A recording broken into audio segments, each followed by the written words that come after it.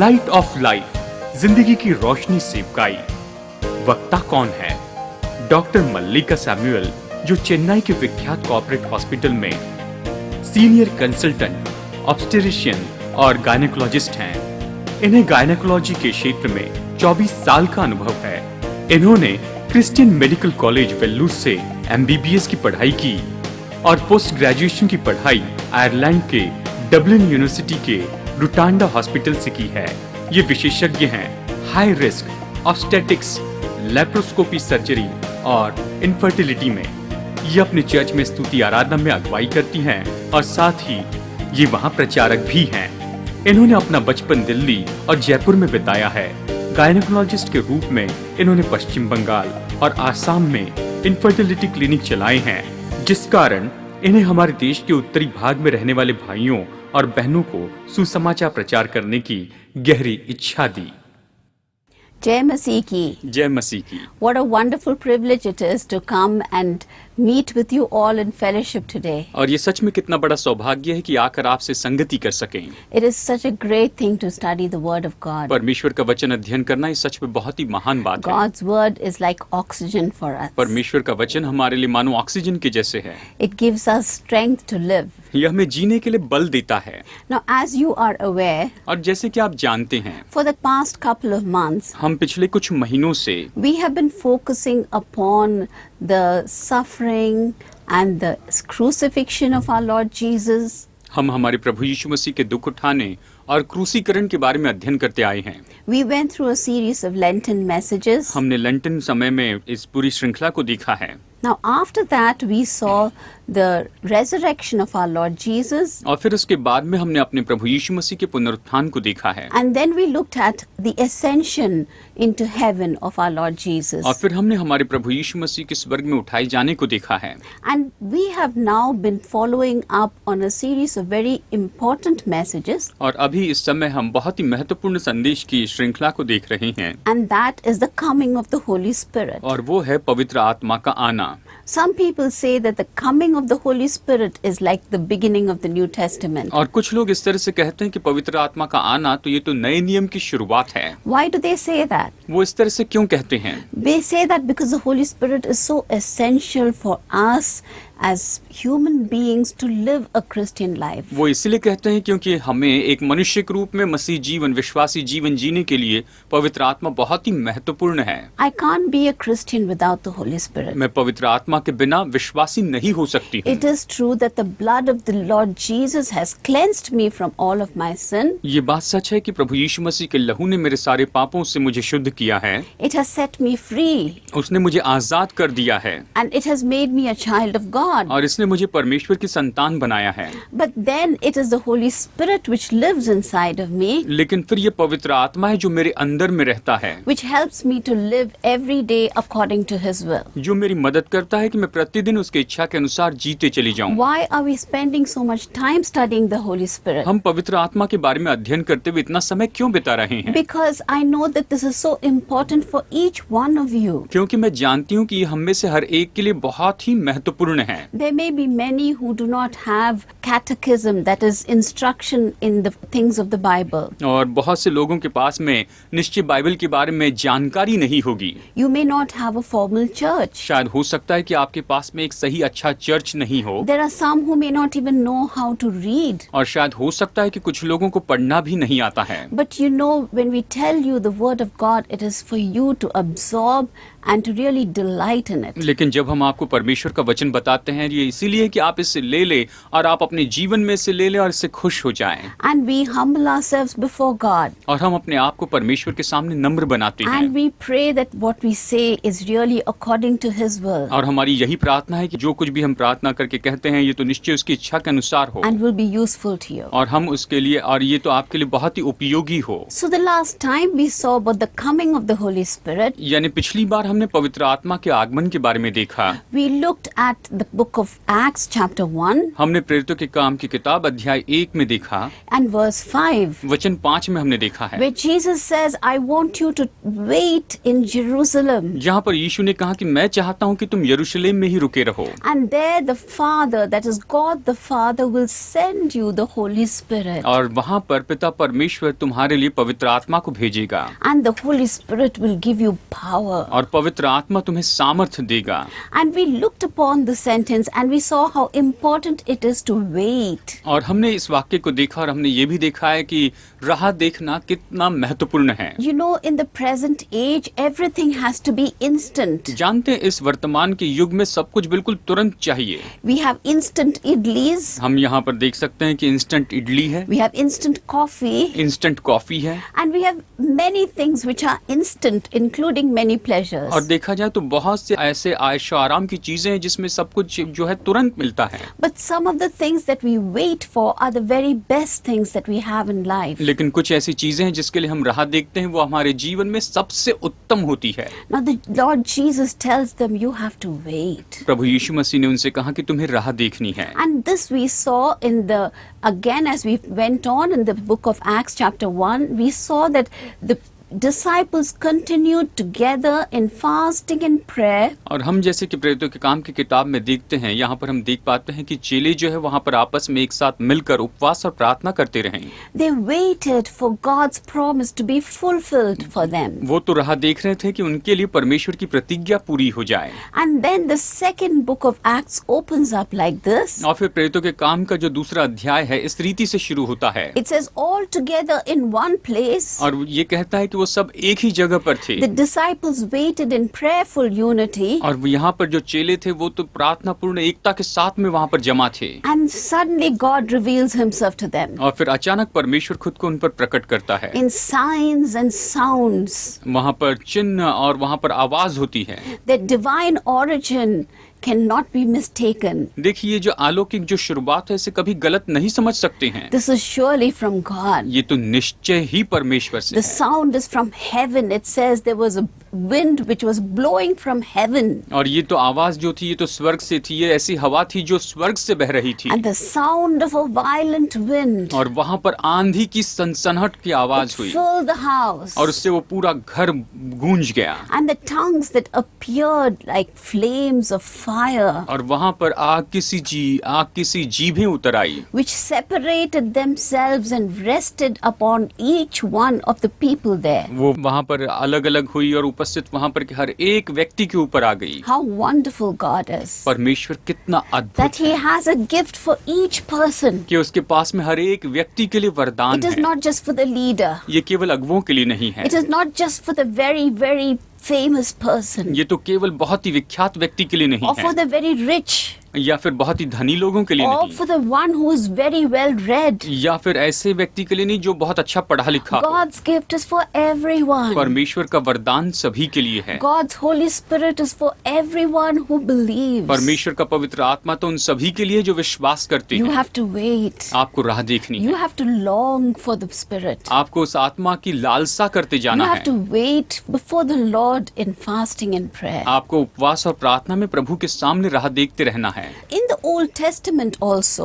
और इसीलिए पुराने नियम में भी we have seen such a loud sound often accompanied like a theophany. हमने मानो ऐसी बहुत बड़ी गर्जना की आवाज को सुना है जो कि एक बहुत ही सही क्रम की आवाज के रूप में आती है। A theophany is a heavenly orchestra. ये तो मानो एक ऐसा स्वर्गीय ऑर्केस्ट्रा हो। We look at this in the book of Exodus chapter 19 and verse 16. हम निर्गमन अध्याय 19 वचन 16 में इसके बारे में देख सकते हैं। You know, Moses had gone up to the mountain and he was with the Lord for 3 days. और मूसा पहाड़ के ऊपर चढ़ा था और वो परमेश्वर के साथ में वहाँ पर 3 दिन तक रहा। The Lord said, I am going to meet the people. और परमेश्वर ने कहा कि मैं लोगों से मुलाकात करूंगा। So on the third third day, when Moses came down, और फिर जब तीसरे दिन मूसा नीचे आया, the people consecrated themselves. लोगों ने अपने आप को समर्पित किया था, They put away their sins. उन्होंने अपने पापों को दूर किया They था, did whatever sacrifice they were supposed to do. जो भी बलिदान उन्हें चढ़ाने थे उन्होंने वो चढ़ाए थे।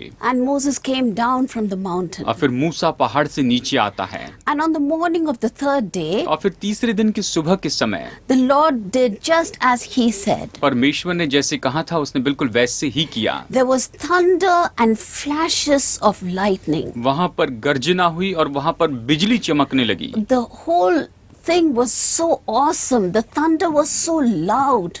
और ये सारी बातें इतनी अद्भुत थी और जो गर्जना की आवाज जो थी इतनी जोर से थी, The flashes of lightning were so tremendous. और जो बिजली की जो रोशनी थी वो तो इतनी अद्भुत थी। And following this, a dark cloud came upon the mountain. और उसके तुरंत बाद उस पूरे पहाड़ के ऊपर एक घना बादल आ गया, And then there was a loud sound of a trumpet. और वहां पर तुरही की बड़ी जोर से आवाज हुई। The sound of the trumpet was so loud that the people were shaking with fear. और ये जो तुरही की आवाज तो इतनी जोर से थी कि लोग डर के मारे कांपने लग And गए। then God spoke to his people. और फिर परमेश्वर ने अपने लोगों से बातें की। And so we see that when God manifests himself to man और जब हम देखते हैं कि परमेश्वर मनुष्य पर खुद को प्रकट करता है in a very crucial time, बहुत ही मुश्किल और पेचीदा समय में, he comes in thunder and lightning तो वहाँ पर वो गर्जना के साथ में और बिजली की रोशनी के साथ आता and है, a powerful wind goes before और him. उसके आगे आगे आंधी सी सनसनाहट चलती है। We also look at this in the book of Ezekiel, हमने यहेजकेल में भी इसे देखा है, when we see that there was a violent rushing wind जब हम देखते हैं कि वहाँ पर बड़ी आंधी की सी आवाज हुई which symbolizes the Holy Spirit. जो कि पवित्र आत्मा को दर्शाता है।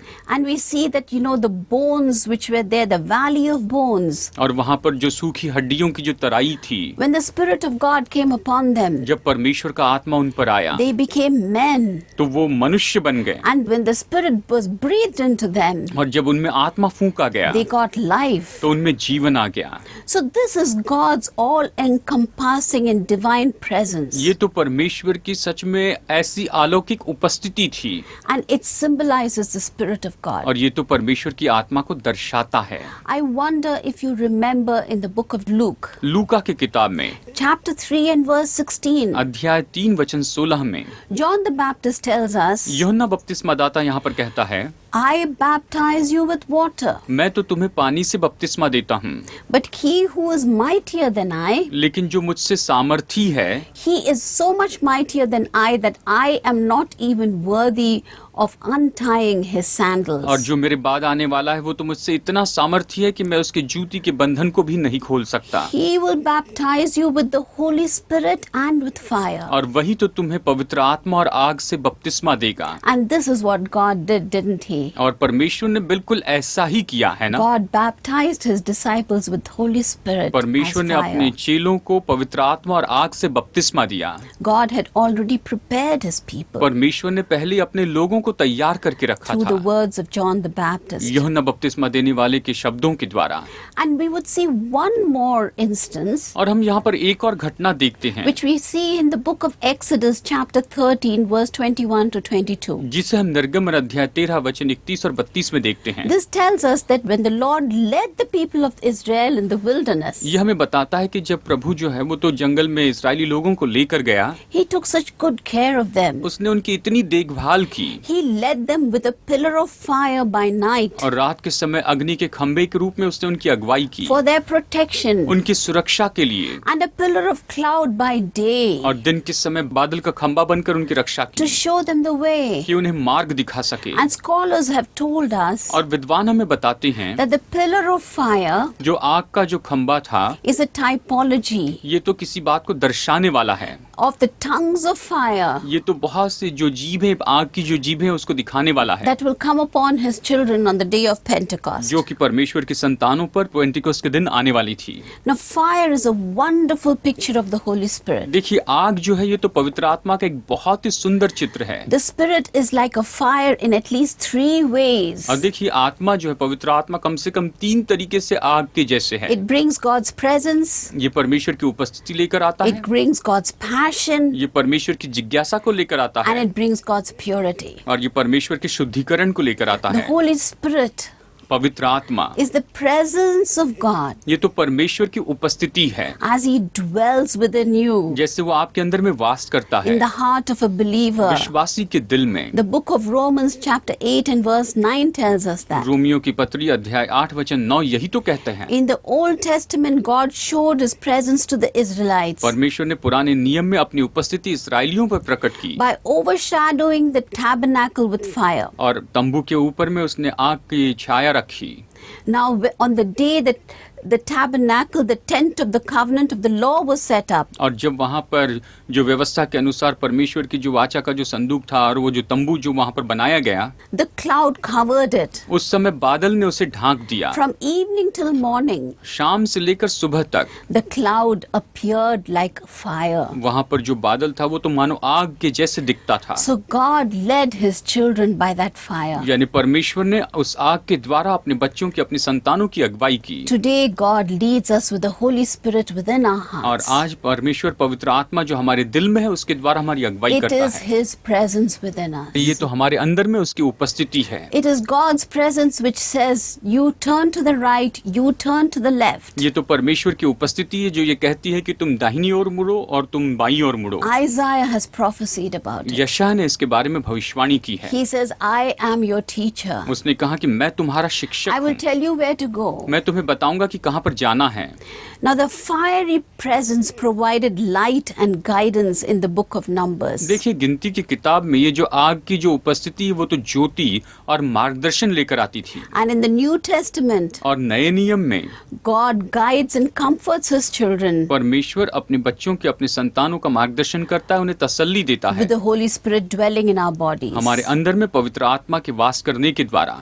Paul compares the two areas. पौलुस यहाँ पर इन दो क्षेत्रों की तुलना करता है। He calls it the tabernacle and the temple of the living God. वो तो इसे तंबू और जीवित परमेश्वर के भवन के रूप में कहता है। Surely we have been called to be God's temple हाँ, निश्चय हमें परमेश्वर का मंदिर होने के लिए बुलाया है, because His Spirit lives within us. क्योंकि उसकी आत्मा हमारे अंदर रहती है। So that is what we have seen about the Holy Spirit's presence in our lives. और यही तो हमने पवित्र आत्मा की उपस्थिति को हमारे जीवन में देखा है। Now God the Holy Spirit अब पवित्र आत्मा परमेश्वर has also shown us passion. उसने हमें जिज्ञासा भी दिखाई है। He creates a passion within our hearts. वो तो हमारे दिल के अंदर में एक जिज्ञासा को उत्पन्न करता है। He is the one who helps us to follow Jesus with a great passion. वही तो है जो बड़ी जिज्ञासा के साथ में यीशु के पीछे चलने के लिए हमारी अगुवाई करता There है। are many children of God परमेश्वर की बहुत सी संतान हैं who follow Jesus against many odds. जो कि बहुत सी मुश्किलों के बावजूद भी यीशु के पीछे चलते रहते हैं।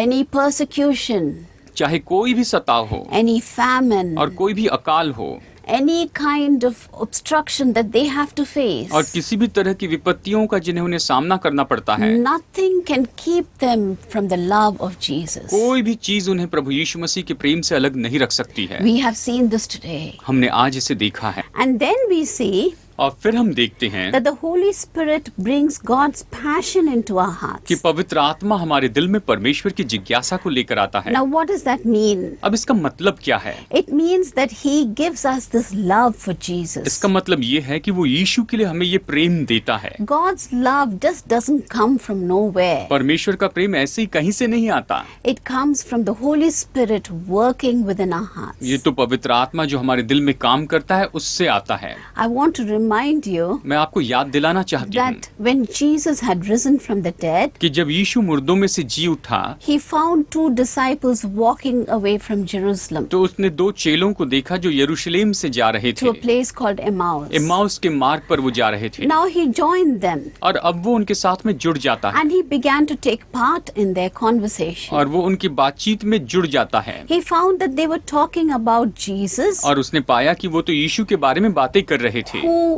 was with them for 3.5 years. जो उनके साथ में 3.5 साल तक था And He taught them everything that they knew in life. और उसने उन्हें वो सब कुछ सिखाया जो वो अपने जीवन में जानते थे। And then He was crucified. और फिर उसके बाद वो क्रूस पर चढ़ाया गया When He was taken away from them, और जब वो उनसे दूर उठाया गया the disciples felt extremely disappointed. और जब वो उनसे दूर किया गया तो उस समय जो चेले थे वो बहुत ही निराश हो They गए। were filled with grief वो तो शोक से भर गए and confusion. और पूरी तरह गड़बड़ी से भर गए They did not know what to do from there on. और वो नहीं जानते थे कि अब से आगे क्या करें। And as they were talking about this, और जैसे वो इसके बारे में चर्चा कर रहे थे Jesus then began to open up the scriptures to them. और यीशु तब उनके लिए ये वचन खोलकर बताने लगा। He showed from the scriptures how Jesus was sent on this earth to live and die for them. और वो वचन से उन्हें बताने लगा कि कैसे यीशु को इस पृथ्वी पर भेजा गया कि वो उनके लिए जिए और उनके लिए अपने प्राण को दे दे। How the sacrifice that he made of his own life was for their sin. और जैसे उसने अपने खुद के जीवन का जो बलिदान किया ये तो उनके पापों के लिए था। So that by the blood that he shed, all men may come to him. और इसलिए कि जो लहू वो बहाएगा उसके द्वारा सभी जो मनुष्य है वो उसके पास में आए। And as Jesus spoke to them, और जैसे यीशु ने उनसे ये सब बातें कही their hearts were burning within them. उनका दिल जो था वो उनके अंदर में जल रहा था। Now, after the apostles received the Spirit at और Pentecost, पेंटिकोस्ट के दिन जब प्रेरितों ने इस आत्मा को पवित्र आत्मा को प्राप्त किया उसके बाद they have a passion that lasts a lifetime. उनके पास में ऐसी जिज्ञासा थी कि जो उनके जीवन भर बनी रही। Peter, who was so afraid पतरस जो कि इतना डरा हुआ that व्यक्ति he था even said, I do not know कि Jesus. उसने ये भी कह दिया कि मैं यीशु को नहीं जानता हूँ। He stood before all the disciples और वो सभी चेलों के सामने खड़ा हुआ and he proclaimed the first message. और उसने पहले संदेश की वहाँ पर घोषणा की। And from then on, he began to be the leader of the church. और फिर उसके बाद में वो चर्च का अगवा बन गया। He began to feel a great passion for his Lord and his Master. और वो अपने प्रभु अपने स्वामी के लिए बड़ी जिज्ञासा को महसूस करने लगा। I want to tell you, brothers and sisters, प्यारे भाइयों और बहनों मैं आपको बताना चाहती हूँ it is that same passion which is burning in our hearts today. ये तो वही जिज्ञासा है जो आज हमारे दिल में जलती है। The love for Jesus in our hearts हमारे दिल में जो यीशु मसीह के लिए प्रेम है defies all explanation, ये तो सारे विवरण से बिल्कुल अलग बात है। because we have seen people क्योंकि हमने लोगों को देखा है who have given up their very life for the Lord. जिन्होंने अपना जीवन प्रभु के लिए दे दिया है। They have been beaten उन्हें मारा गया, and warned not to talk about उन्हें Jesus. धमकाया गया कि यीशु मसीह के बारे में बिल्कुल बातें न करें, But the love for Jesus in their hearts लेकिन उनके दिल में यीशु के लिए जो प्रेम था compels them to do the work वो तो उन्हें विवश कर रहा था कि वो इस काम को करते चले that जाएं, God has placed upon them. जो परमेश्वर ने उनके लिए रखा था। We have seen people being shot down.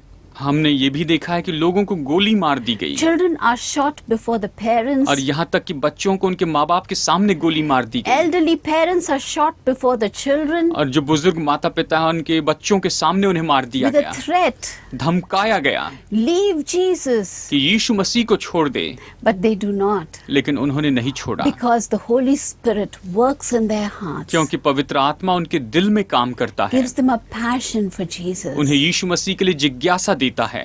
And verse Acts 4 and verse 31. और प्रेरितों के काम अध्याय 4 वचन 31 में, And when they had prayed, और जब उन्होंने प्रार्थना की, the place in which they were gathered together, देखिए वो ये कहता है यहाँ पर इसमें कि जब वो लोग प्रार्थना कर रहे थे पेंतिकोस्त के दिन तो जहाँ पर वो इकट्ठे थे the place was shaken वो पूरी जगह हिल गई and they were all filled with the Holy Spirit. और वो सब पवित्र आत्मा से भर गए And they continued to speak the word of God with great boldness. और अध्याय 4 वचन 31 कहता है कि वो बड़े हियाव से परमेश्वर का वचन प्रचार करते रहे। The Holy Spirit, पवित्र आत्मा the passion for God. परमेश्वर के लिए जिज्ञासा है। Now we will look at the Holy Spirit अब हम देखेंगे कि पवित्र आत्मा bringing the purity of God. परमेश्वर की शुद्धता को लेकर आता है।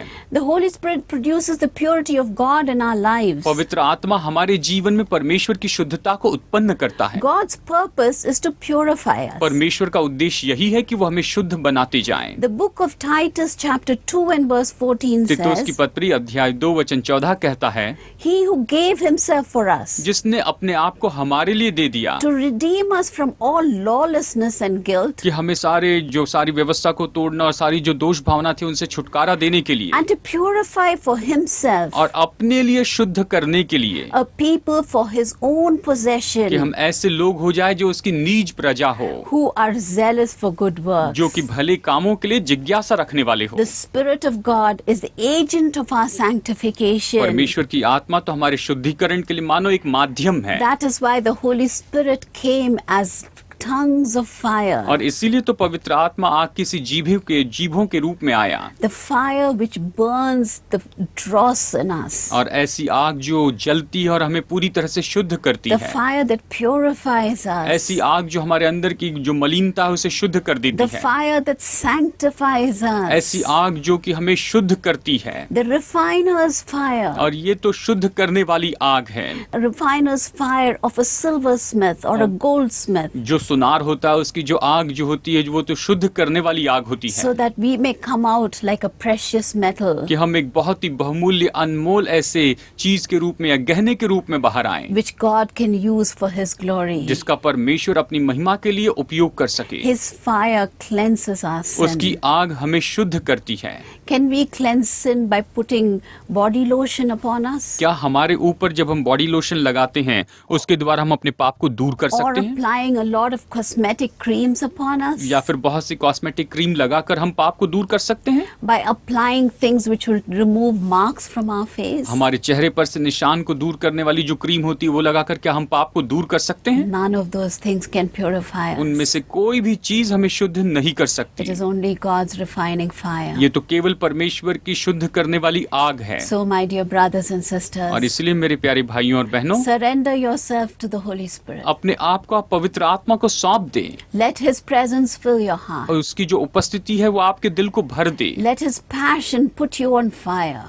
और उसकी जो आग है वो आपको, उसकी जो जिज्ञासा है वो मानो आपको आग पर रख दे, Let His purity deal with you, और उसकी शुद्धता आपके साथ में व्यवहार करे, that you may be a great child of God, कि आप परमेश्वर की एक महान संतान हो सके, ready for the Master's use. कि स्वामी के उपयोग के लिए आप बिल्कुल तैयार हो। I would encourage each one of you, my brothers and मेरे sisters, भाइयों और बहनों, मैं आप में से हर एक को प्रोत्साहित करती हूँ to long for the Holy Spirit in your life. कि आप अपने जीवन में पवित्र आत्मा के लिए मनसा करते चले जाएं। God will give you a new life with the coming of the Holy Spirit in your heart. पवित्र आत्मा जब आपके दिल में आएगा तो उसके द्वारा परमेश्वर आपको बिल्कुल नया जीवन देगा, And He will prepare you to do great works for Him. और वो आपको उसके लिए महान काम करने के लिए तैयार करेगा। Amen. Amen. Let's have a word of prayer. आइए हम प्रार्थना करते हैं। Father God, we just want to thank you so much पिता परमेश्वर, हम आपका बहुत बहुत धन्यवाद देते हैं, because you said it is better for me to go away. क्योंकि आपने कहा है कि मेरा जाना तो अच्छा है, Because when I go, I will send the Holy Spirit to you. क्योंकि जब मैं जाऊंगा तो मैं तुम्हारे लिए पवित्र आत्मा को भेजूंगा, And the Holy Spirit will lead you in all truth. और पवित्र आत्मा सारी सच्चाई में तुम्हारी अगुवाई He करेगा। will be your comforter. वो तुम्हारा सहायक होगा,